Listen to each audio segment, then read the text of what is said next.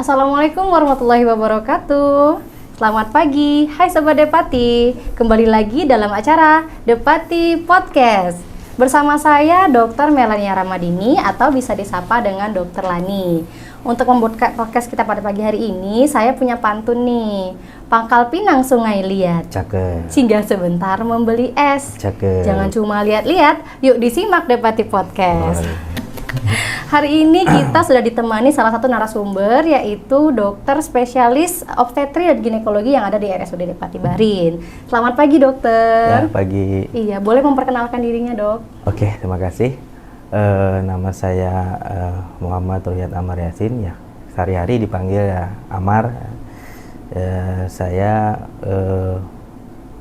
sudah bergabung di Depati Barin kurang lebih dari 2013 ya, September sampai sekarang alhamdulillah. Spesialisasi saya adalah di bagian kedokteran obstetri dan ginekologi atau kebidanan dan ilmu penyakit kandungan. Oke. Iya, hari ini kita mengangkat tema menarik ya dok, seputar penata laksanaan kegawat daruratan dalam bidang obstetri atau obstetrik emergency. Oke, tidak perlu berlama-lama dok. Jadi sebenarnya dari arti kata obstetrik itu sendiri apa ya dok? Ya, tadi sudah saya singgung sedikit obstetri dan ginekologi. Nah, kalau obstetri sendiri itu segala sesuatu di bidang kedokteran yang berhubungan dengan kehamilan. Jadi mulai dari dia terdiagnosis atau terdeteksi bahwa dia itu seorang ibu dinyatakan hamil, kemudian melahirkan, dan sampai selesai masa nifas. Jadi itulah yang dipelajari oleh bidang ilmu tersebut.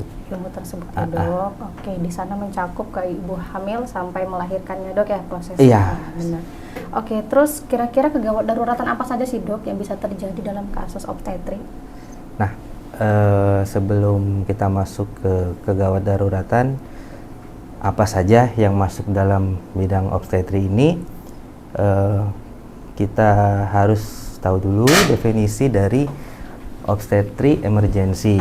Nah, obstetri emergency itu sendiri definisinya adalah suatu keadaan di mana apabila terjadi keadaan tersebut pada ibu hamil dan tidak ditangani dengan cepat akan berbahaya terhadap keselamatan nyawa ibu hamil tersebut. Nah, keadaan ini bisa terjadi pada masa kehamilan, saat persalinan, dan saat masa setelah bersalin atau masa nifas. Nah, itu. Oke. Jadi sebenarnya kan tadi seputar kegawat daruratan ya dok. Contohnya itu apa dok misalnya dok dari pasien ini? Nah, kalau keadaan emergensi obstetri itu yang paling ditakutkan kan adalah yang paling fatal adalah meningkatnya angka kematian maternal atau kematian ibu tersebut. Nah, jadi kalau secara statistik sampai saat ini yang memegang penyebab utama dari kematian maternal ini adalah sampai saat ini masih adalah perdarahan. Perdarahan, kemudian yang kedua adalah, ini yang dua besar ya, adalah gestosis atau keracunan kehamilan kalau bahasa ininya, atau preeklamsia. Nah, kemudian ada penyebab-penyebab yang lain, yaitu ya salah satunya infeksi, kemudian kelainan-kelainan yang berhubungan dengan metabolisme sistemik secara menyeluruh, dan penyakit-penyakit penyerta yang dapat memperberat terjadinya keadaan emergensi tersebut, kayak misalnya yang di luar obstetri ya, misalnya salah satunya diabetes ya, hipertensi kronis ya, obesitas, malnutrisi. Nah, itu semua keadaan yang bisa berpotensi menyebabkan terjadinya keadaan emergensi pada obstetri. Pada obstetri. Oke, sebenarnya dok, kan bagi ibu hamil ini kan pasti ada tanda-tandanya ya dok, kapan harus memeriksakan diri ke dokter spesialis kandungan. Misalnya dalam keadaan di luar antenatal care-nya ya dok, itu harusnya bagaimana ya dok? Jadi memang, nah inilah, jadi sebaiknya kita itulah keadaan yang kita hindari, keadaan emergensi. Nah, bagaimana cara kita menghindarinya atau mencegah terjadi keadaan tersebut? Yaitu dengan melakukan antenatal care yang baik. Nah, antenatal care yang baik. Ya, setidaknya saat terdeteksi dia hamil atau pada trimester pertama kehamilan sudah dilakukan pemeriksaan antenatal care. Kemudian kalau pemeriksaan penunjang itu adalah USG ya, dengan bantuan ultrasonografi itu setidaknya trimester pertama 1 atau 2 kali, trimester kedua sekali, kemudian trimester ketiga 3 kali. 3 kali Ya. Itu apabila tidak terdapat sesuatu yang aneh-aneh gitu dok, misalnya tidak ada kelainan gitu ya. Dari keadaan normal ya. Ya, tapi kalau misalnya ada sesuatu yang abnormal, ya bisa lebih dari itu gitu, tergantung dari keadaan yang kita temukan saat pemeriksaan ultrasonografi tersebut. Oke, dok. Terus kan tadi yang paling tinggi itu perdarahan ya dok ya? Ya betul dok. Apalagi biasanya postpartum atau post melahirkan itu kan ada masa nipas ya dok. Sebenarnya batas kita mewaspadai itu di luar normal itu bagaimana ya dok? Nah, kalau berbicara masalah perdarahan karena penyebab nomor 1 ya, kematian maternal, jadi saat ANC itu. Nah, jadi kan kita ini jangan lagi kita berpanutan pada mengobati. Jadi ya kita ini mencegah. Karena kan keadaan ini harus kita hindari, harus kita cegah. Nah, untuk mencegah itu ya satu, kalau dari ANC saat trimester pertama ya kita lihat dia ini hamil yang keberapa misalnya. Iya, benar-benar. Ya kan, hamil misalnya hamil yang pertama. Nah, kita lihat potensi-potensi terhadap perdarahan, ya kita lihat ini apakah pasien ini atau ibu ini sudah dalam keadaan yang fisiologis atau ternyata dia saat datang ke kita sudah dalam keadaan yang patologis, misalnya anemia. Nah, kita lihat klinisnya ternyata kok ibu ini agak pucat gitu. Nah, kita harus memeriksakan, mencari apakah penyebab dari anemia tersebut. Ya. Kemudian setelah itu apabila dia ada riwayat persalinan sebelumnya operasi, misalnya seksio sesar, nah itu juga kita screening lewat pemeriksaan apakah kehamilannya ini abnormal apa tidak. Misalnya kalau dia ada riwayat sesar sebelumnya, kita harus lihat yang kita tahu kan deteksi awal trimester pertama itu yang kita lihat adalah kantung kehamilan. Nah, kita lihat lokasi kantung kehamilannya. Apabila lokasi kantong kehamilannya itu patologis, misalnya saat kita deteksi, ternyata lokasi kantong kehamilannya itu pada luka sesar yang sebelumnya, yang lama, itu kan patologis. Itu diperkirakan apabila diteruskan kehamilannya, itu 90% ke atas itu akan terjadi yang namanya plasenta akreta.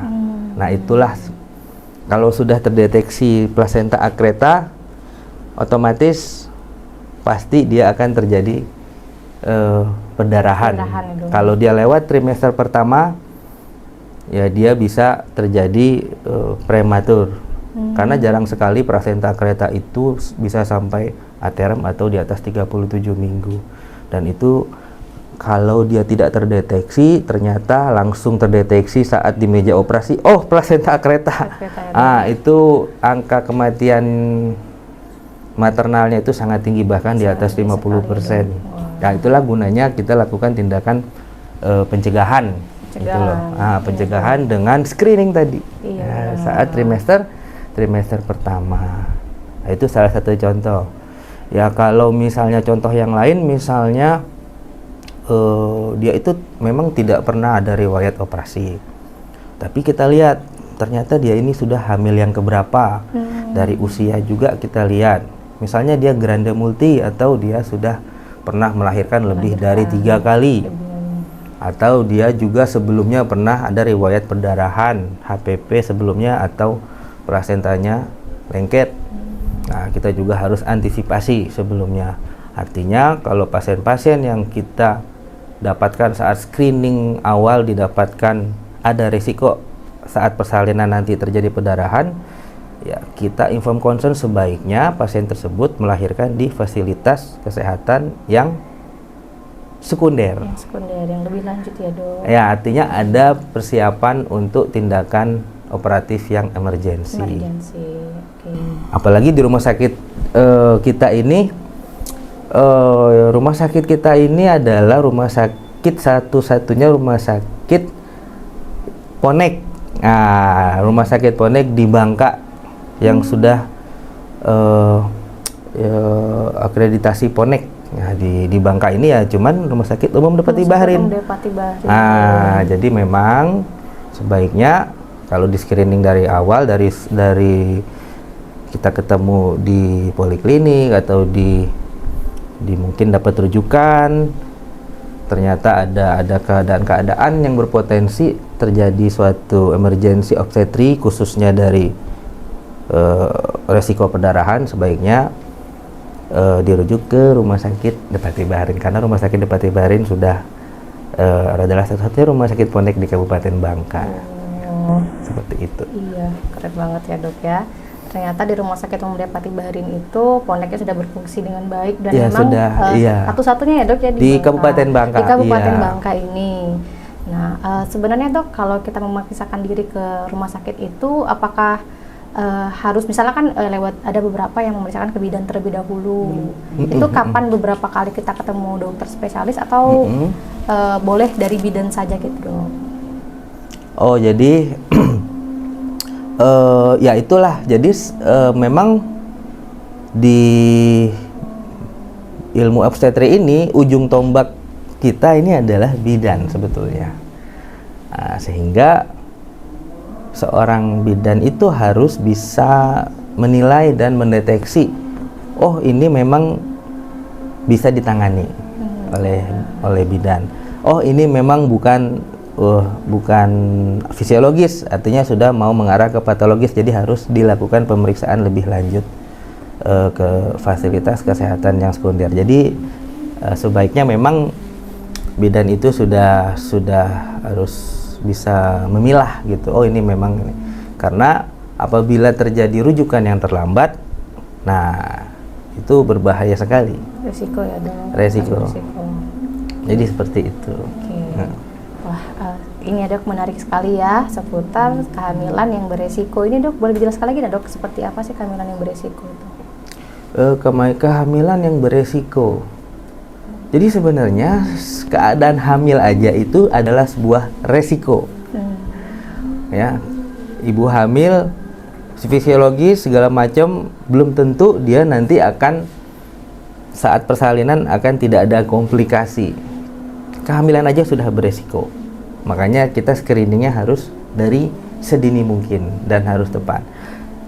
Nah, kehamilan yang beresiko atau kehamilan yang dapat mengarah kepada keadaan patologis, ya ada yang dari dalam memang dari keadaan obstetri sendiri, ada juga yang dari faktor yang non obstetri. Ya, faktor yang dari obstetri sendiri misalnya itu tadi salah satunya ada riwayat sesar sebelumnya. Artinya dia memang rahimnya itu sudah tidak ibaratnya tidak ini lagi ya, sudah ada manipulasi terhadap rahim. Kemudian apalagi pernah dilakukan tindakan operasi rahim, misalnya pengangkatan tumor pada rahim, pernah dilakukan kuret ya. Kemudian yang sebelumnya, persalinan sebelumnya pernah terjadi perdarahan, pernah terjadi retensio plasenta. Kemudian kalau yang tidak yang di luar perdarahan, misalnya riwayat sebelumnya ada penyakit darah tinggi dalam kehamilan, misalnya preeklamsi berat. Kemudian ada riwayat-riwayat yang di luar obstetri ya, di luar obstetri, yaitu salah satunya adalah itu tadi saya singgung adalah penyakit diabetes mellitus. Ya. Loh, kenapa diabetes mellitus? Apa hubungannya? Kan paling pertanyaannya timbul seperti itu. Ya, karena salah satu dia resiko apabila dia diabetes kemudian dia hamil, itu biasanya bayinya itu besar-besar dong. Biasanya bayinya besar-besar, makrosomia kalau kita bilang. Ya. Sehingga apabila bayinya besarnya berlebihan, itu resiko terjadi kesulitan dalam persalinan itu sangat-sangat mungkin terjadi. Ya, kalau bahasa kita namanya distosia. Bisa terjadi kelainan letak, bisa terjadi memang kepalanya di bawah, tapi ada resiko terjadi distosia bahu. Kepalanya bisa lahir, tapi setelah kepalanya lahir, bahunya macet. Ya, nah, ini yang repot kalau kejadian ini terjadi di fasilitas kesehatan yang primer. Bukan sekunder. Nah, jadi pasien itu dirujuk ke rumah sakit dalam keadaan kepalanya sudah keluar dari vagina, tapi badannya belum. Kita bayangkan kalau kejadian ini terjadi pada daerah yang jaraknya 2 jam dari rumah sakit. Dari fasilitasnya. Jadi itu salah satunya ya. Kemudian ya masih banyak yang lain.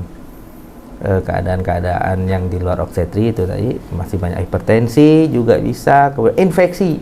Nah, infeksi ya kita nggak tahu, ternyata dia ada infeksi pada saluran cernanya, dia demam apa segala macam, ternyata infeksi pada ususnya, misalnya usus buntu misalnya, itu menambah resiko juga ya. Jadi itulah gunanya ya kita lakukan screening itu.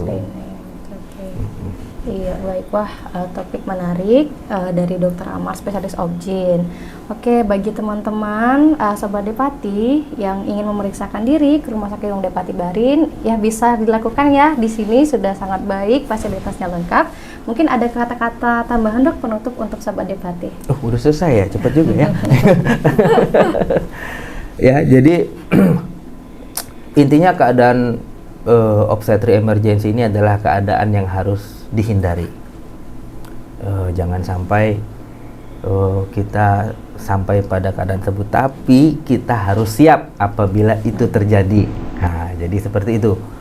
Sehingga kita harus, kalau di fasilitas kesehatan kita harus melengkapi persyaratan-persyaratan ya. Kalau di Indonesia namanya ya pelayanan obstetri emergency secara komprehensif. Nah, itu disingkat PONEK itu tadi. Nah, itu kita dari fasilitas kesehatannya kita harus siap, harus memenuhi standar PONEK. Kemudian kalau untuk di fasilitas kesehatan primer ya kita harus bidan-bidan sebaiknya harus tahu keadaan-keadaan yang berpotensi terjadinya suatu yang emergensi di kedepannya. Jadi bidan itu harus merujuk tepat waktu. Kemudian kalau dia datang dia trimester awal harus tahu batasan. Oh, ini harus dilakukan screening ANC di fasilitas kesehatan sekunder, bukan primer lagi. Jadi intinya kita harus mencegah. Dan kalau siap jangan sampai tidak. Kalau kejadian itu datang jangan sampai kita tidak siap. Nah, itu. Ya, dan bagi kalian Sobat Depati ya, ikutin terus episode selanjutnya dari Depati Podcast. Saya tutup ya Dok. Wassalamualaikum warahmatullahi wabarakatuh.